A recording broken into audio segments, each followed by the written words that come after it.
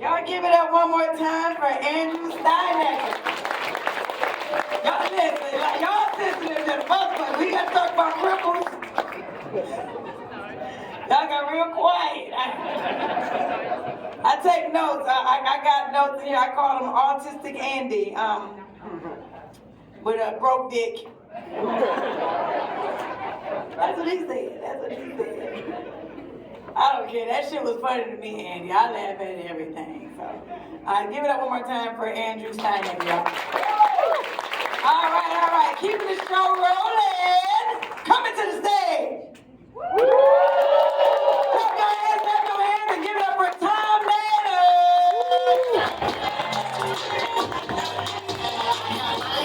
I like diamonds, I like stunning, I like shining, I like $1 million deals. Where's my pen? Bitch, I'm signing. I like those Balenciagas.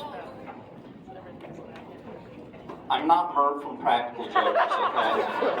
I get that shit all the time. All right. I'm Tom Naylor. I work for a nonprofit agency here in Toledo. I help those that come from challenging circumstances find jobs. I'm also a professional resume writer as well, and I'm just going to take a couple minutes for you guys to just give you free resume advice and tell you about a couple stories I have with my career.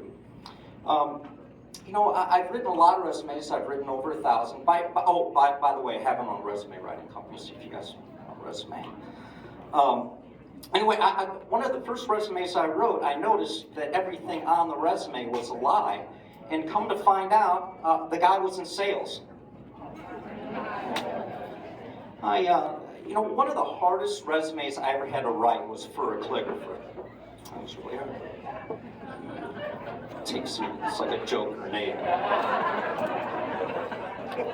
I wrote a resume for this lady, and I was going over her qualifications, and I said, well, it looks like you're fluent in Spanish. And she said, oui, oui. I said, oh, French too. All right. I wrote Spider-Man's resume. He was a web designer. Sorry, I wasn't going to tell that one. But yeah, here's one thing that I wanted to kind of touch on is y'all's email addresses. Okay, I see a lot of them in the business that I'm in. Okay, so these are some of the email addresses I've seen: bubblebutt69@yahoo.com, smoker420guy@yahoo.com, eastsidekiller69@yahoo.com. And here's one word of advice I have for resume, for an email address, okay? Don't put 69 on your email address, all right? I meet so many people out there like, oh, my name's Joe Smith, 6969 Yahoo. Holy shit, you're so funny, dude. Oh, you're the first person I've ever seen that's written that for an email address.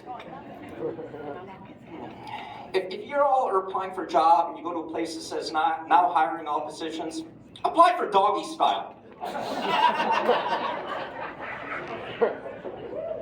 Y'all want your dream job? Yeah. Apply for it when you're sleeping. Shit in one hand, dream in the other. See which one fills up first. Yeah, but challenging circumstances. Those are the folks that I work with, and I was working with a young man one day, and he comes running up to me and he goes, Tom, my girlfriend is pregnant, and I said, congratulations, and he goes, yeah, I might be the father. Yeah, it's true. I had another guy teach these classes on like how to get a job, all that other good stuff. And this one guy, he wasn't coming back to class on time. And I said, the clock on the wall is over there. And he goes, I can't read a clock with hands. Couldn't think, yeah. I had another young lady. I got her a job as a secretary.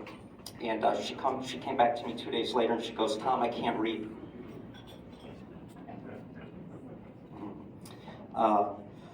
Yeah. Wait, hold on a second. Is this a stand-up comedy routine or is this a public service announcement? You ever have your friends ask you stupid questions when it comes to a job?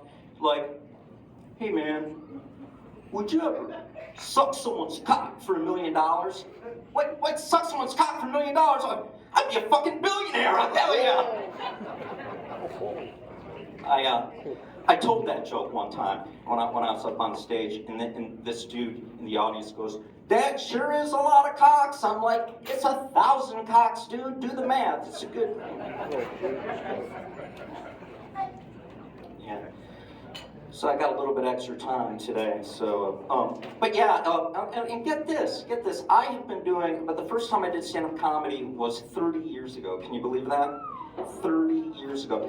Hey, that's a long time to be letting down audiences. You know? I mean, I've made like I've lost $15,000 about that doing stand-up comedy. Yeah. I'm married, 3 kids. Yeah.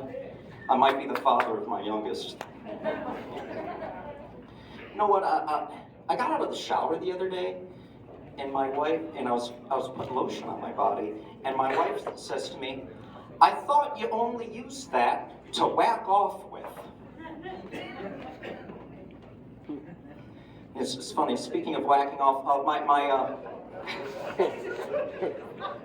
I got a vasectomy a couple years ago, and I went, and the doctor goes, "You know, your wife can still get pregnant after you have the vasectomy."